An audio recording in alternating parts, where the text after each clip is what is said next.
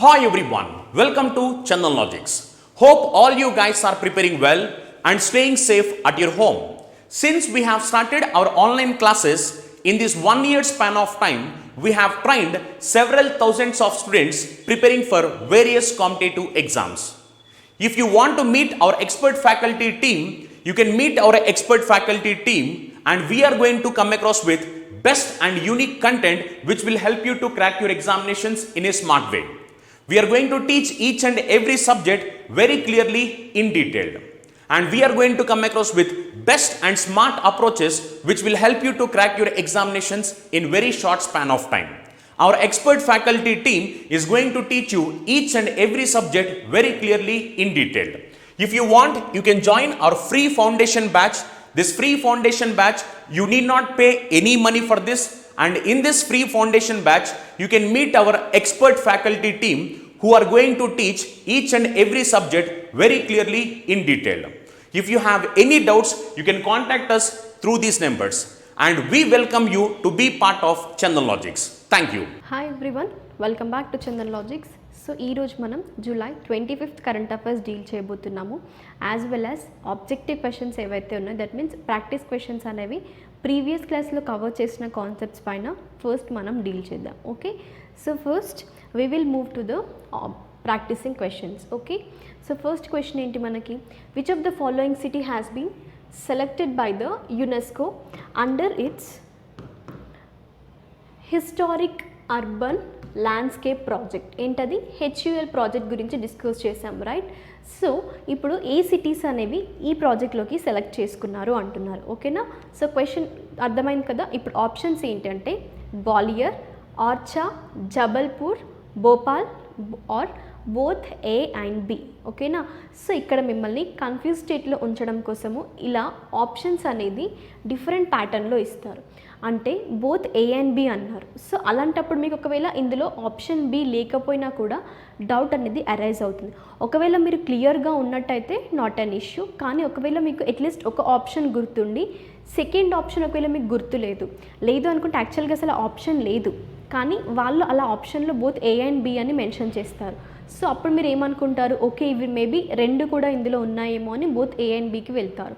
So అవి కొన్ని కేసెస్లో కరెక్ట్ అవుతుంది, కానీ మ్యాక్సిమం నెంబర్ ఆఫ్ కేసెస్లో ఏంటంటే జస్ట్ మిమ్మల్ని కన్ఫ్యూజన్లో పెట్టడం కోసము ఇలా ఇస్తుంటారు. ఓకేనా? సో మనకి ఈ క్వశ్చన్ ప్రకారం అయితే ఏంటంటే ఆన్సర్ వచ్చేసి ఈ అనమాట. రీసెంట్గా గ్వాలియర్ ఇంకా ఆర్చా ఈ 2 సిటీస్ అనేవి మనకి ఈ HUL ప్రాజెక్ట్లోకి వాళ్ళు కన్సిడర్ చేశారు, రైట్? సో ఆప్షన్ ఈ మీకు ఏంటది, both A and B. Next question ఏంటంటే మనకి world's first 3D printed steel pedestrian bridge ఏదైతే ఉందో it has opened in which city అంటున్నారు. ఏంటది? First 3D printed steel bridge అనమాట. సో అది మనకి ఆప్షన్స్ ఏంటంటే Amsterdam Netherland, Georgia United States, Glasgow Scotland, Rome Italy, Geneva Switzerland. So ఇక్కడ మనకు ఆన్సర్ ఏంటంటే ఈ 3D printed steel pedestrian bridge ఏదైతే ఉందో, పెడెస్ట్రియన్ బ్రిడ్జ్ అన్నారు, కాన్సన్ట్రేట్ చేయండి అక్కడ. పెడెస్ట్రియన్స్ అంటే like those who are walking, right?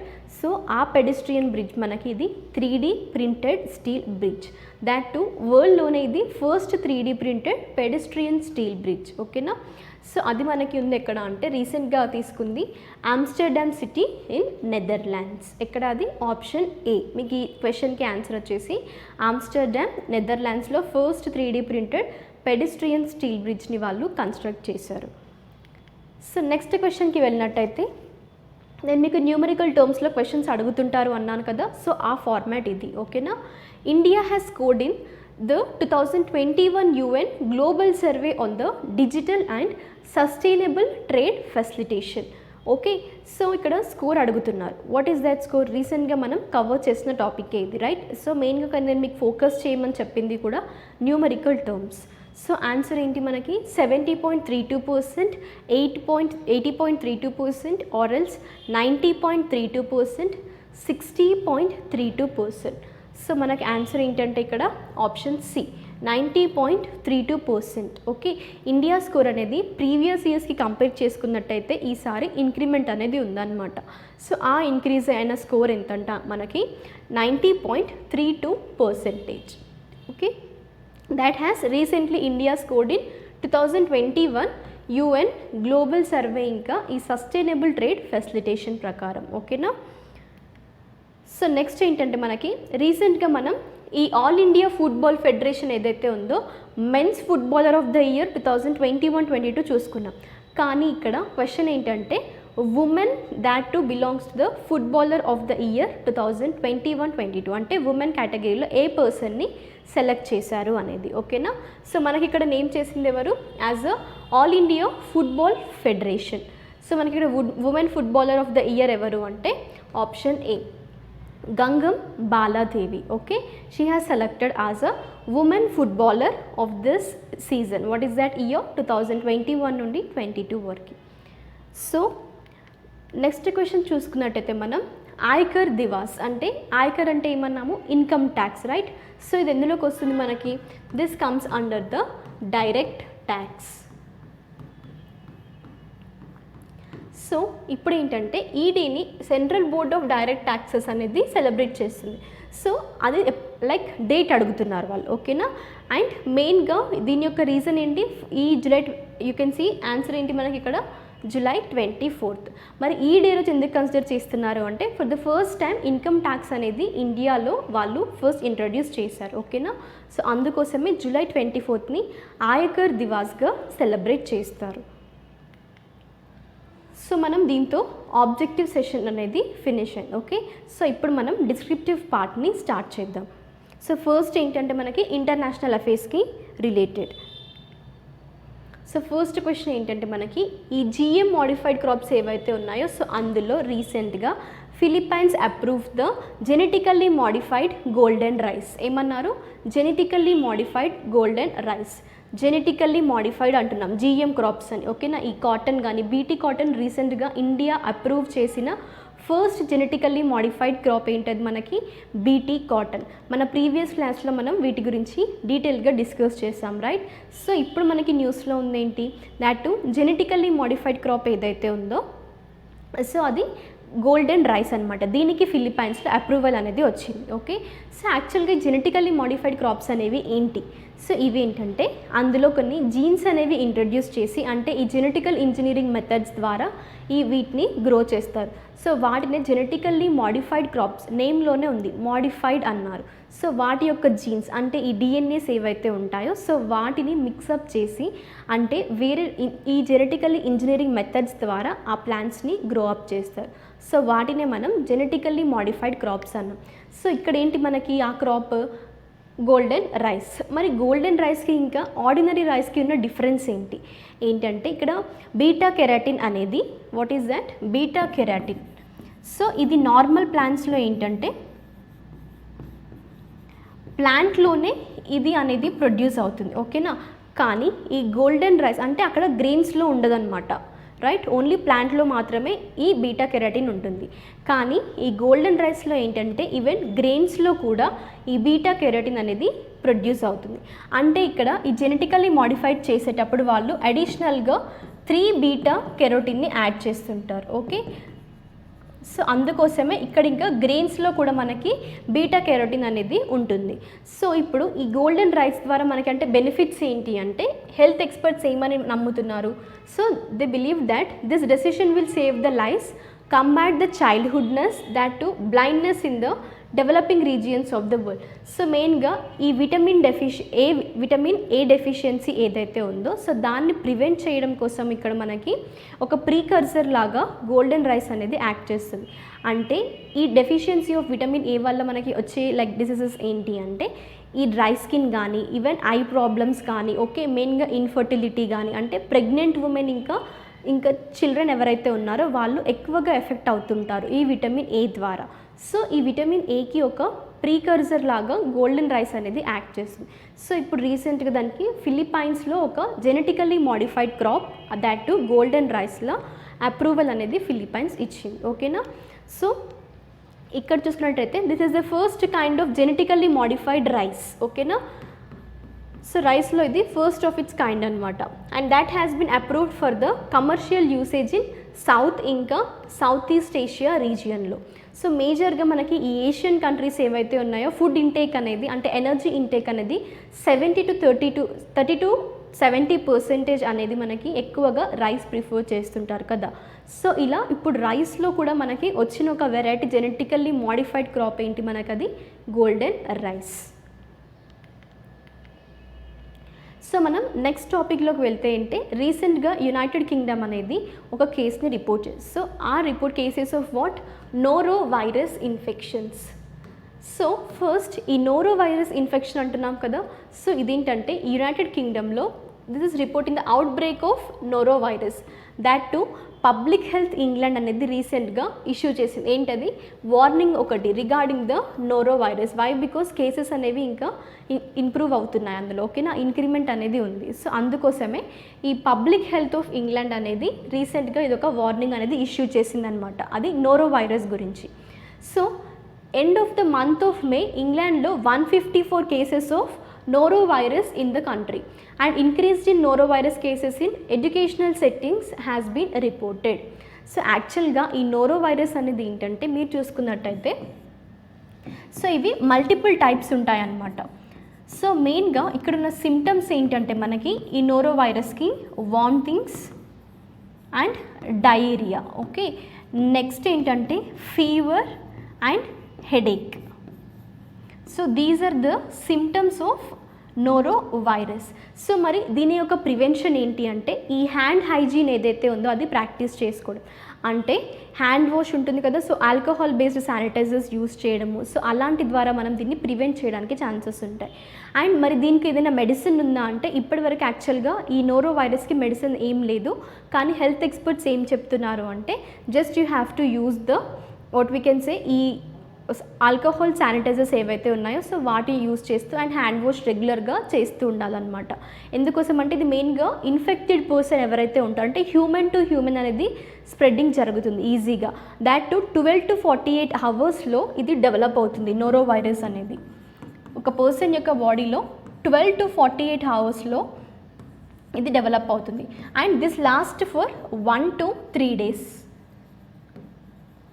So ఒకటేసారి నోరో వైరస్ వచ్చి మళ్ళీ నెక్స్ట్ టైం వస్తుందా లేదా అంటే yes, there are the chances to get again. ఎందుకంటే ఇందులో మల్టిపుల్ వైరసెస్ ఉన్నాయన్నమాట ఈ నోరో వైరస్లో. సో మేబీ అవి ఎఫెక్ట్ చేయొచ్చు, ఓకేనా. సో అందుకోసమే ఈ హ్యాండ్ హైజీన్ పైన ఫోకస్ చేస్తాం. ఈవెన్ మనం కోవిడ్ చూసుకున్నా కూడా ఎక్కువగా ఏమంటున్నారు, లైక్ ఇది హ్యూమన్ టు హ్యూమన్ స్ప్రెడ్ అయినా కూడా అంటే వాట్ వీ కెన్ సే వాళ్ళు ఈవెన్ టచ్ చేసిన ఏరియాస్లో కూడా లైక్ స్ప్రెడ్ అవుతుంది అలా అంటున్నారు కదా. సో ఈవెన్ నోరో వైరస్ కూడా, వైరస్ అంటేనే మెయిన్గా ఇలా లైక్ పర్సన్ టు పర్సన్ కానీ లైక్ యానిమల్స్ టు పర్సన్స్ కానీ స్ప్రెడ్ అవుతుంటాయి. సో ఇక్కడ నోరో వైరస్ ఏంటంటే ఇన్ఫెక్టెడ్ పర్సన్ ద్వారా మనం డైరెక్ట్ కాంటాక్ట్ జరిగినప్పుడు అది మనకి స్ప్రెడ్ అయ్యే ఛాన్సెస్ ఉంటుంది, okay. So this is all about noro virus. So next ఏంటంటే మనకి China to activate the world's first clean nuclear reactor.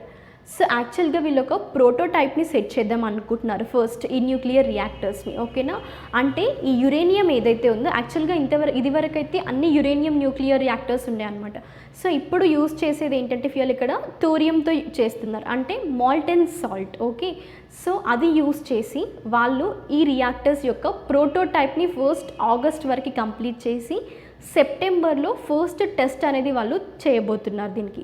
దాని తర్వాత ఇంకా అప్కమింగ్ ఇయర్స్లో వాళ్ళు దీన్ని సెటప్ చేయబోతున్నారు. అంటే ఇది చైనా యొక్క ప్లాన్ ఏంటి, కార్బన్ న్యూట్రల్ కంట్రీగా ఉండాలి.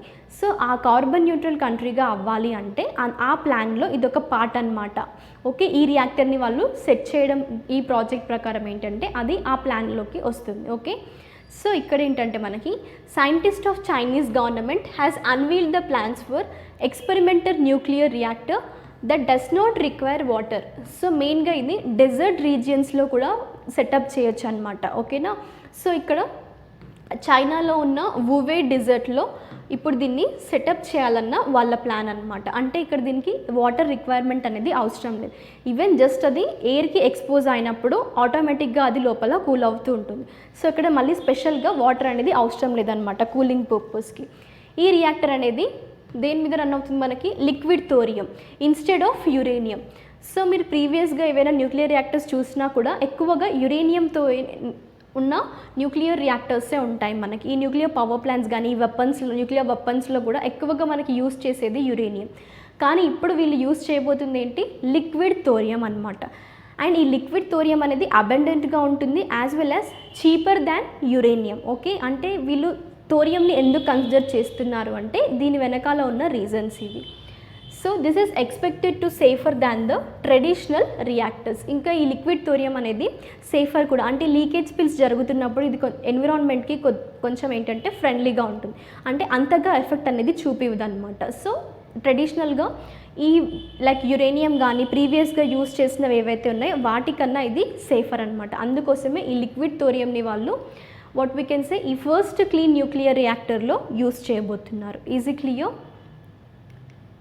సో నెక్స్ట్ మనం స్టేట్ న్యూస్లోకి వెళ్ళినట్టయితే ఫస్ట్ కాన్సెప్ట్ ఏంటి, Kerala removes the age limit for transgenders in the university admissions. అంటే ఈ అథారిటీస్ ఏవైతే ఉన్నాయో అంటే స్టేట్ ఆఫ్ కేరళకి వాళ్ళు ఈ అప్పర్ ఏజ్ లిమిట్ అనేది దాట్ టు మెయిన్లీ ట్రాన్స్జెండర్స్కి వాళ్ళు తీసేశారు. ఏ గవర్నమెంట్ అది, కేరళ గవర్నమెంట్.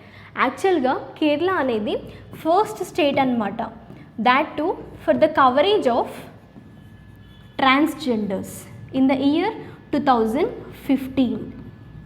ఓకే, సో ఇది కూడా ఒక ఇంపార్టెంట్ పాయింట్ మనకి, అంటే ట్రాన్స్జెండర్స్కి సంబంధించిన ఫస్ట్ స్టేట్ అనమాట ఇది కవర్ చేసింది, that too in the year 2015లో.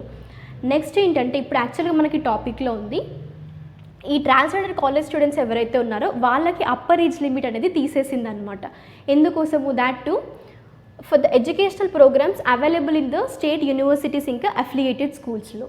So the resolution to remove the upper is to encourage the transgender students in the state for pursuing the various postgraduates కానీ undergraduate programs, educational programs ఏవైతే ఉంటాయో so even ఈ ఏరియాస్లో కూడా వాళ్ళని encourage చేయడం కోసం age limit తీసేసింది. అంటే ఇంకా వాళ్ళు ఏ ఏజ్లో అయినా స్టడీస్ వాళ్ళు కంటిన్యూ చేసుకోవచ్చు అనమాట.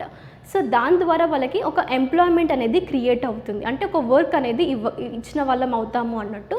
ఇక్కడ కేరళ గవర్నమెంట్ అనేది ఈ ఏజ్ లిమిట్ని వాళ్ళకి ఎడ్యుకేషన్ సెక్టార్లో తీసేసింది అనమాట.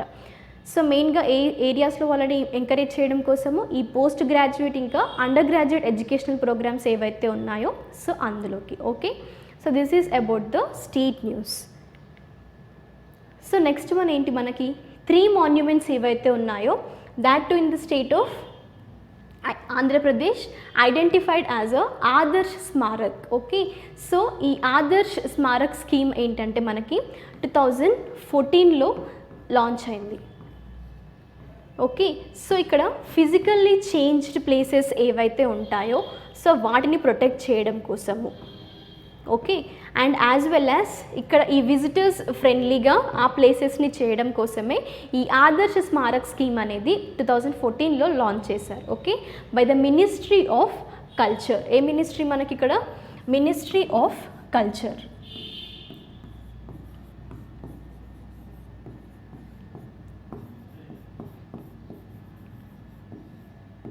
సో ఇప్పుడు ఈ ఆదర్శ స్మారక్ స్కీమ్లోకి ఆంధ్రప్రదేశ్ నుండి ఒక 3 మాన్యుమెంట్స్ అనేవి ఐడెంటిఫై చేశారు.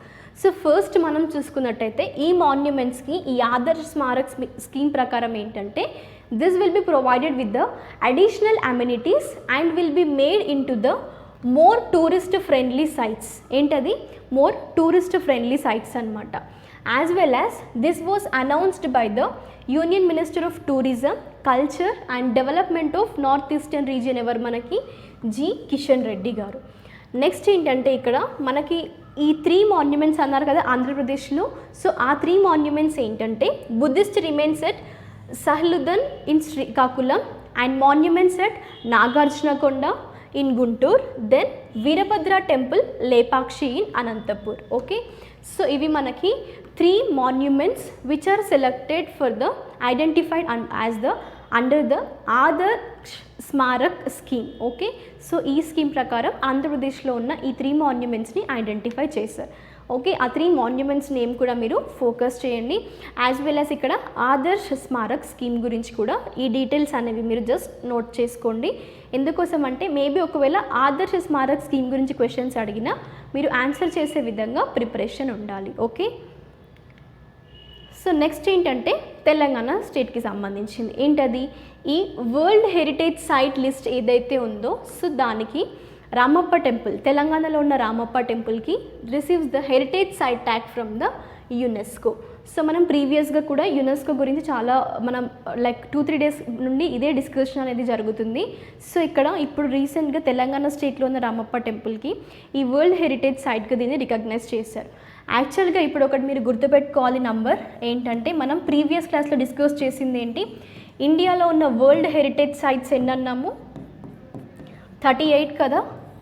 సో ఇప్పుడు +1 చేసుకోండి, 39. ఇప్పుడు ఓవరాల్గా మీరు ప్రజెంట్గా ఆ నంబర్ గుర్తుపెట్టుకుంటే మళ్ళీ ఆప్షన్స్ 38 ఇస్తే 38 పెట్టకండి. ఇప్పుడు రామప్ప టెంపుల్ కూడా ఇంక్లూడ్ అయింది. సో ప్రజెంట్గా ఈ 2021 జూలై 25 ప్రకారము మనకి 39 వరల్డ్ హెరిటేజ్ సైట్స్ అనేవి ఇండియాలో ఉన్నాయి. ఓకే, ఇది ఇంపార్టెంట్ పాయింట్. సో ఇప్పుడు మనము రామప్ప టెంపుల్ గురించి తెలుసుకున్నట్టు హిస్టరీ ఏంటంటే, మనకి ఇది 1213 ADలో Kakatiya reign of Kakatiya empire అప్పుడు దీన్ని కన్స్ట్రక్ట్ చేశారు రాచర్ల రుద్ర గారు. ఓకే, సో మనకి ఈ రామప్ప టెంపుల్ అంటున్నారు కదా, సో ఆ నేమ్ ఎలా కన్స్ట్రక్ట్ చేశారు అంటే it is named after the architect called Ramappa. Okay, so మనం ఇక్కడ ఏమన్నాము, సో ఇప్పుడు ఇది 1213 ADలో కన్స్ట్రక్ట్ చేశారు, that is the reign of Kakatiya empire అన్నాం. ఇక్కడ డెయిటీ ఎవరు అంటే Ramalingeswara Swamy. So this is also known as what, Rudreswara temple. That too, heritage site exhibits the artistic and engineering talents in expressive art forms of Kakatiya period. And ee temple entante included in the proposed UNESCO World Heritage Site, the glorious Kakatiya temple and gateways in 2019 లో ఇది ఏంటంటే tentative లిస్ట్లో ఉంది. యాక్చువల్గా ఇక్కడ tentative list అనేది ఏంటంటే 2019లో వాళ్ళు యునెస్కో రూల్స్ గైడ్లైన్స్ ప్రకారం ఒకటి ఇంట్రొడ్యూస్ చేశారు. ఏంటంటే ఏ వరల్డ్ హెరిటేజ్ సైట్ అయితే ఇంకా ఫైనల్గా డెసిషన్ తీసుకోబోతుంది అంటే ఇంకా ఫైనల్గా దానికి ట్యాగ్ అనేది వచ్చే 1 ఇయర్ ముందు ఫస్ట్ అది టెంటేటివ్ లిస్ట్లో ఉండాలి. దాని తర్వాత వాళ్ళు నెక్స్ట్ ఇయర్ ఇక దానికి డిక్లరేషన్ అది ఇస్తారనమాట. సో ఇది 2019లోనే మనకి ఈ కాకతీయ టెంపుల్ ఇంకా గేట్వేస్ ప్రకారం ఈ టెంపుల్ అనేది దీంట్లో ఇంక్లూడ్ చేశారు, దేంట్లో టెంటేటివ్ లిస్ట్లో. సో ఇప్పుడు ప్రజెంట్గా మనకి ఇంకా దానికి what we can say heritage site tag అనేది రామప్ప టెంపుల్కి వచ్చింది. ఓకే, సో మనకి ఇది ఎక్కడుంది Ramappa temple, this is at Warangal in the state of Telangana. So మనం దీన్ని చూసుకున్నట్టయితే ఇది 800 years ఓల్డ్ టెంపుల్. సో రీసెంట్గా ఈ 44th సెషన్ ఏదైతే ఉందో వరల్డ్ హెరిటేజ్ కమిటీ, సో ఆ సెషన్లో వాళ్ళు తీసుకున్న డెసిషన్ ఇది, అంటే తెలంగాణ రామప్ప టెంపుల్కి ఈ ఏంటది మనకి వరల్డ్ హెరిటేజ్ సైట్ ట్యాగ్ అనేది ఇచ్చారనమాట. సో నెక్స్ట్ మనం స్పోర్ట్స్ న్యూస్లోకి వెళ్ళినట్టయితే, Priya Malik wins gold at world cadet wrestling championship. So రీసెంట్గా ఉన్న న్యూస్లో ఏంటంటే మనకి టోక్యో ఒలింపిక్స్ గురించి చూస్తున్నాం. So major of the people ఏమయ్యారు ఇక్కడ, few people mistook the Priya Malik for winning gold at Olympics 2021 అని అలా న్యూస్ వచ్చి యాక్చువల్ సోషల్ మీడియాలో కూడా. కానీ తను ఒలింపిక్స్లో కాదు, ఎనీవే గోల్డ్ ఈజ్ గోల్డ్, మనం తనని కంగ్రాచులేట్ చేయాలి ప్రియా మాలిక్ గారిని. ఎందుకోసం అంటే ఇండియాకి గోల్డ్ మెడల్ విన్ అయినందుకు, రైట్. కానీ ఇది ఒలింపిక్స్లో కాకుండా ఏంటంటే she has made A name for her self in వేరే ఈవెంట్ అది. ఓకేనా, ఆ ఈవెంట్ ఎక్కడ అంటే మనకి that is world cadet wrestling champions. ఎక్కడ ఏంటది టైటిల్ గుర్తుపెట్టుకోండి, ఇది ఒలింపిక్స్లో కాదు తనకు వచ్చింది వరల్డ్ క్యాడెట్ రెజ్లింగ్ ఛాంపియన్షిప్లో. అది మనకి బుడపెస్ట్ హంగరీలో జరుగుతున్న ఛాంపియన్షిప్లో ప్రియా మాలిక్ గారు గోల్డ్ మెడల్ విన్ అయ్యారు. Okay, anyway gold is gold, right. So ఇండియాకి ఒక గోల్డ్ మెడల్ తీసుకొచ్చిన పర్సన్ రెజ్లర్ మనకి. అండ్ ప్రియా మాలిక్ గారు హర్యానా స్టేట్కి సంబంధించిన person. Okay, Jind city Haryana. And ఇక్కడ చూసుకోవచ్చు మీరు, congratulations to the wrestler daughter, we can say Priya Malik in the 73 kg category of the world cadet wrestler in Hungary. Okay, so ఈ ఛాంపియన్షిప్స్లో తనకి గోల్డ్ మెడల్ అనేది. సో నెక్స్ట్ ఏంటి మనకి కోవిడ్కి సంబంధించిన న్యూస్లో third wave of COVID-19 likely to hit India by September to October మధ్యలో third wave కూడా రాబోతుంది అని చెప్తున్నారు. ఎవరు? AIM. Okay, so AIIMS director ఎవరైతే ఉన్నారో all India institute of medical science. So దీని యొక్క డైరెక్టర్ మనకు చెప్పేది ఏంటి? కోవిడ్-19 థర్డ్ వేవ్ అనేది ఇండియాని హిట్ చేయబోతుంది maybe in the months of September to October. So every one like మెయిన్గా ఎవరిపైన ఫోకస్ చేస్తున్నారు? Vaccine for children to be out soon అన్నారు. అంటే that shows the children also get the infection to large extent in the first and second wave, but they had a milder infection and recovered from it. చిల్డ్రన్కి ఒకవేళ ఉన్నా కూడా recover అయ్యారు. కానీ maximum ఏంటంటే మనం చిల్డ్రన్లో 60% antibodies అనేవి ఉంటాయి. ఓకే, సో వీళ్ళు తట్టుకోవడం చాలా కష్టం. యాక్చువల్గా వ్యాక్సినేషన్ ఎందుకు తీసుకోమంటున్నారు అంటే మనకి వ్యాక్సిన్ ఎలా వర్క్ చేస్తుంది బాడీలో. సో మెయిన్గా ఈ వ్యాక్సిన్ ఎలా డెవలప్ చేస్తారు అంటే ఈ dead and what we can say gems ఏవైతే ఉంటాయో సో వాటి ద్వారా వ్యాక్సిన్ ప్రిపరేషన్ అనేది జరుగుతుంది. అంటే వాటిని మనం ఏమంటాం? యాంటీజెన్స్ అంటుంటాం కదా. సో ఆ యాంటీజెన్స్ మన ఇమ్యూన్ సిస్టంలోకి వెళ్ళినప్పుడు ఇది మనకి వైరస్ ఏది మన బాడీలో ఎంటర్ అవ్వకుండా ఫైట్ చేస్తుంది. సో మనకు అదే వ్యాక్సిన్ యొక్క వర్క్ అనమాట. అంటే వ్యాక్సిన్ ఎందుకు తీసుకోవాలి అంటుంటారు కదా. సో మెయిన్గా ఇమ్యూన్ సిస్టంలో ఏ జెమ్స్ అయితే అంటే ఈ వైరస్తో వచ్చిన జెమ్స్ ఏవైతే ఉంటాయో అవి ఎఫెక్ట్ అవ్వకుండా, అంటే prevention is better than cure అంటుంటాం కదా. సో అది రాకముందే ఫస్ట్ వ్యాక్సినేషన్ తీసుకొని ఉంటే మన ఇమ్యూన్ సిస్టమ్ అనేది ఒక స్ట్రాంగ్ కండిషన్లో ఉంటుంది. So every one get vaccinated and be protected as soon as possible. Why? Because ఇప్పుడు న్యూస్లో కూడా చూస్తుంది అదే మనము మేబీ థర్డ్ వేవ్ కూడా హిట్ అవ్వబోతుంది ఇండియా అని. ఇంకా అప్కమింగ్ మంత్స్ ఏవైతే ఉన్నాయో మనకి సెప్టెంబర్ టు అక్టోబర్ అంటున్నారు. So every one be careful. Thank you. We will meet you in the next class. Stay safe, stay home.